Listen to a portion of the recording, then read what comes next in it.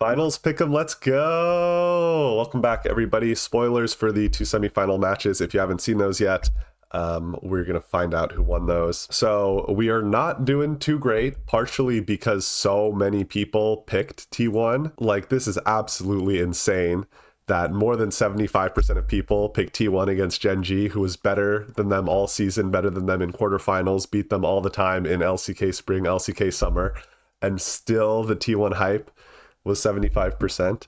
I had no idea coming into this tournament how biased the fans were in favor of T1. That T1 is like 3 times as popular as the next team, which is just interesting. And it just means that you're punished very hard when T1 wins. But of course, it would mean that you were rewarded very hard if T1 lost. We can't be too results oriented, right? If you make a bet in poker that has an 80% chance of winning and you lose, you shouldn't think that you made the wrong choice just because you happen to lose, right? So you always want to be confident in the process rather than the results. I have confidence that over the long term, our methods of making predictions will yield better results than others over the long term. Some good news is that our crystal ball is absolutely killing it. On this list of over 400 people, we are currently the second highest scorer. We might get to number 1 if BLG wins the whole thing.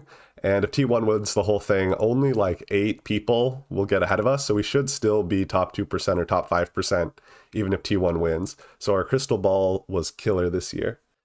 On to my finals prediction. I am predicting BLG to win the finals. My reasoning for that is pretty simple. I think BLG is the stronger team on average, and so statistically they should win more games. Now, it's a little bit complicated because if you consult these two charts on the left, T1 has an advantage. I have them having a higher average power rating than BLG over the course of this tournament, so they're a little bit higher in my tier list. So in this little line chart I made, BLG is represented by red, so they were stronger than T1 during the regular season, including MSI, and then at the beginning of Worlds, they were really bad, but then they've been consistently ramping up over here. And on their last match versus Weibo, I clocked them having a power level of 8.2, so higher than the average power level they've been having all tournament. On the other hand, T1 was worse during the regular season than BLG.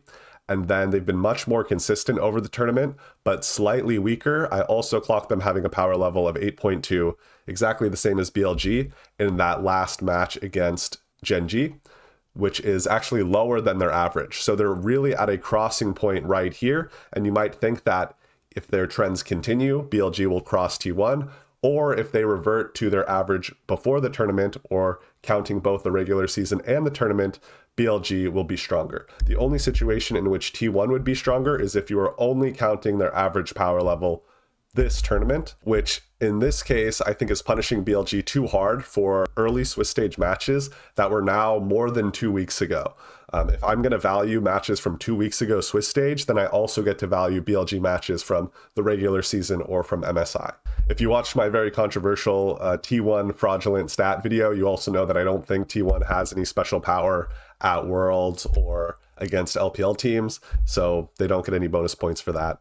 Bin versus Zeus, very hard to predict. Bin at his peak is a better top laner than Zeus, but Zeus has been more consistent. I think Jun and Owner are extremely comparable in the jungle. I think Knight's a little bit better than Faker on average. I think Knight has a better Yone than Faker as well, which could be a big factor during this finals match. Elk has been underperforming this tournament, probably worse than Gumayushi this tournament, but if he is on an upward trajectory and returns to his form from more the regular season, Elk was better than Gumayushi during the regular season. Keria probably slightly better than on both this tournament and during the regular season, but only slightly. Keria picks kind of weaker champions like Pyke and Bard, and he can sometimes kind of make them look about as good as if he picked a good support like Rel or Leona.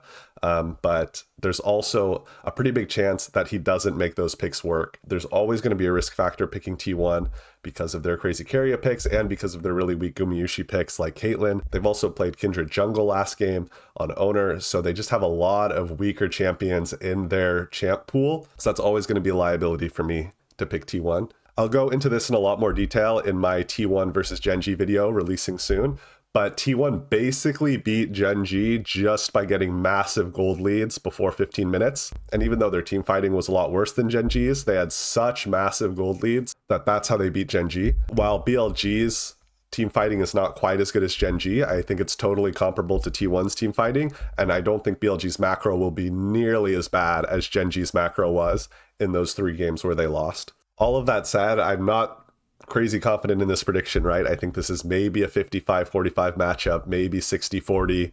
Bin could totally blow up, On could totally blow up. It's very easy to see how things go wrong for BLG, but it's also easy to imagine Bin just completely dominating the game. It's easy to imagine On playing a little safer, not inting, and just letting Knight and Elk carry every game. Of course, picking T1 is also totally reasonable. I just don't think that it's as likely given their power level. The record that they've had this tournament, 10 wins and 2 losses, is higher than it should be given their power level, given that HLE was in this tournament, given that BLG was in this tournament, given that Gen G was in this tournament, given that TES was in this tournament. Their win-loss record should not be so high given the power that they're showing. So that's what makes this prediction so hard. Their stats are good, but the kind of subjective criteria by which we evaluate how powerful a team is just by watching the games are not nearly as good, right? So anything could happen here, but really looking forward to those matches.